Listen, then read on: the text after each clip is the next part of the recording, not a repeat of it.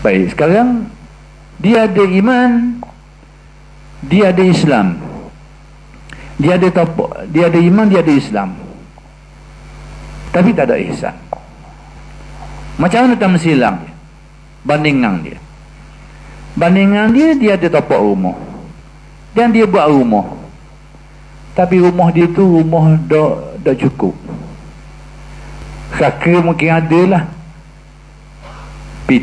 daun pitu tak ada, atap berlubang situ berlubang sini, cat betah lagi tak ada, tapi rumah ada.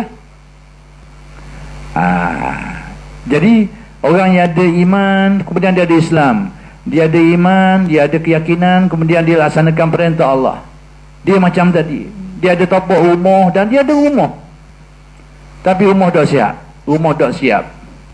Apa masalahnya? Pertama sekali, harga rendah. Dia ada iman, dia ada Islam, dia buat ibadah tak ada khusyuk, tak ada sifat-sifat kalbu dia, maka nilai yang ibadahnya rendah. Satu boleh jadi macam tu. Tapi ada kemungkinan kadang-kadang bila rumah dah siap ni, pintu tak ada, pagar tak ada, peropok pencuri mari masuk, habis rapah barang, ambil barang, habis licin, tak ada benda. Ada kemungkinan macam tu. Dia ada iman, dia ada Islam, dia ada keyakinan, dia ada amalan, tetapi tak ada ihsan tadi tu, dia tak ada. Ibarat amalan dia tu macam rumah tak ada pintu lah, masuk peropok, hatinya dilanda dengan penyakit, dengan riak, dengan ujub, dengan takabur dan sebagainya, habis amalan dia rosak. Berlaku juga, boleh berlaku. Itu bandingan orang yang ada iman, ada Islam tapi tak ada ihsan. Sama ada rumah harga barang dia tu murah ataupun kena molek, habis kena curi, habis. Maksudnya ganjaran amalan dia tu rosak, habis. Boleh jadi. Maka yang sempurnanya dia ada tiga: ada Islam, ada iman, ada ihsan. Ada ihsan. Ini seumpama orang yang ada tapak rumah, ada rumah dan rumah siap. Maksudnya rumah siap harga mahal, dan mudah-mudahan curi pun dah boleh masuk, nak ropok pun dah boleh, kerana pagar molek, kawal molek. Itu bandingan. Jadi peranan ihsan ini penting. Penting ihsan ini, yang kita sering lupakan itu. Itu kita kena ambil hal balik. Baik, mana dulu antara Islam dengan iman? Kadang-kadang orang beli, mana dulu? Islam dulu ke iman dulu?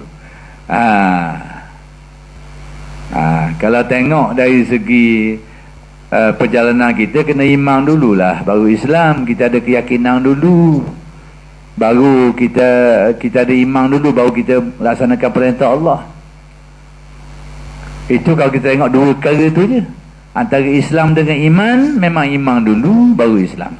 Tapi kalau tengok pada tiga tiang agama tadi tu, dia akan bermula dengan Islam, maqam Islam, baru pergi ke iman, baru pergi ke ihsan.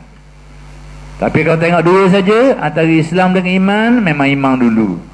Orang beriman tu barulah dia, bila dia percaya ke Tuhan, barulah dia buat ibadah. Tapi kalau kita tengok tiga serangkai ni, dia bermula dengan Islam, maqam Islam. Maksudnya maqam Islam ni bukan tak ada iman. Jangan salah faham, bukan tak ada iman.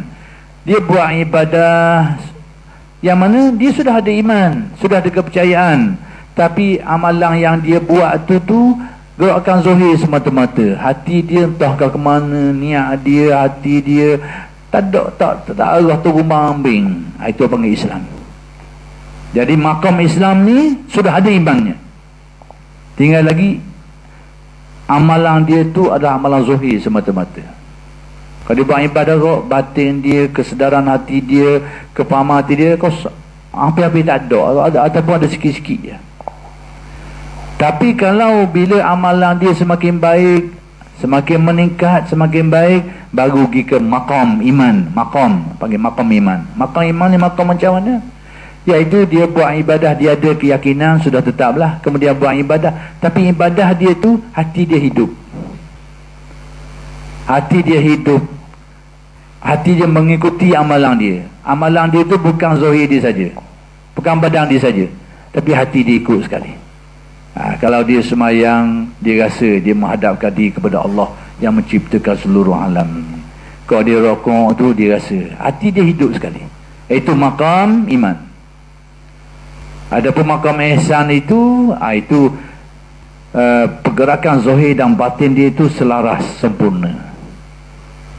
Zahir dan batinnya itu selaras. Maka sebab itu ulama tasawuf dia buat kekunci ringkah, kata-kata ringkah tu faham dia ni. Islam itu anta'budahu, engkau beribadah kepada Allah, buat ibadah, sembahyang, puasa, buat.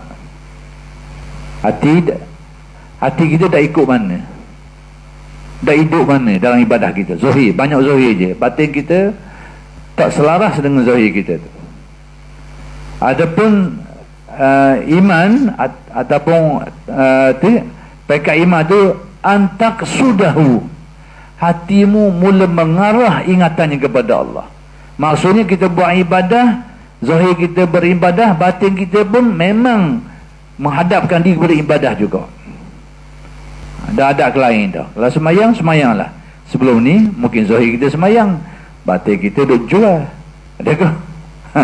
Zahir kita semayang, batin kita duduk kira orang lain. Ada juga. Sekarang makam iman, zahir kita beribadah, batin kita pun seperti itu.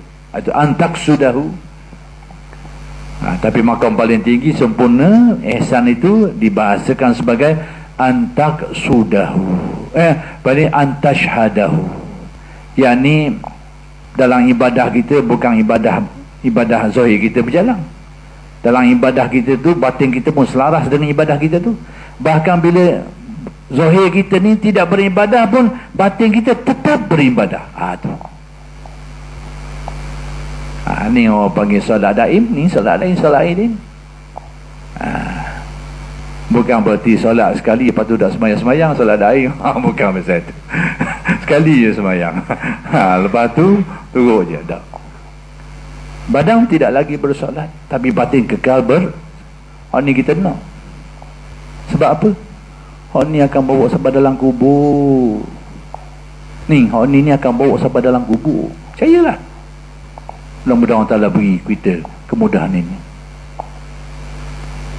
Al-anbiya ahya'u yusalluna fi kuburihim. Para nabi ini mereka ni hidup dengan makna kehidupan yang khusus. Mereka semayang dalam kubur mereka tu. Semayang daim tadi lah. Kemudian faham Syamdul Qadir, solat daim tadi tu. Yang ni zahirnya pada waktu zahir beribadah, batin beribadah. Bila zahir macam zahir semayang, batin pun selaras solatnya tu. Zahir semayang, batin pun semayang selaras. Tapi bila zahir tidak semayang, maksud pada waktu tertentu tu, pada waktu kita tidak bersolat tadi tu, bukan kita semayang 24 jam, ada kita semayang, ada kita rehat. Waktu rehat tadi tu batin kita tetap solat. Itu antashhadah. Itulah ihsan. Jadi tujuan kita berzikir la ilaha illallah tu lalu ketiga makam supaya terbaiki Islam kita tu. Bermula dengan ibadah kita yang sifatnya zahir, supaya hati kita mula mengikutinya.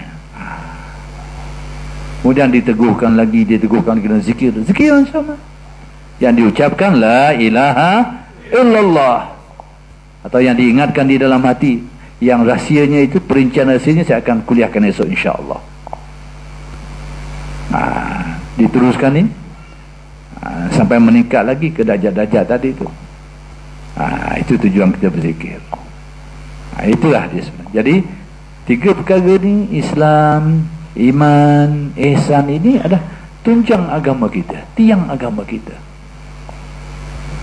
Hari ni tak maaf saya beritahu, rata-ratanya pakai dua tu je, iman dan Islam. Ihsan ni tak ada, tasawuf tak ada.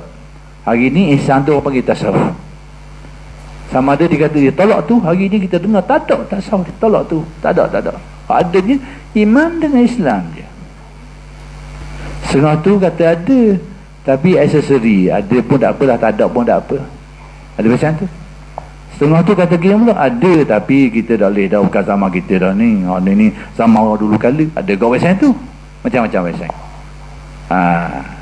Hak tolak tu pun ada, hak terima bersyarat pun ada. Macam-macam. Sebenarnya itu pakaian kita hari-hari.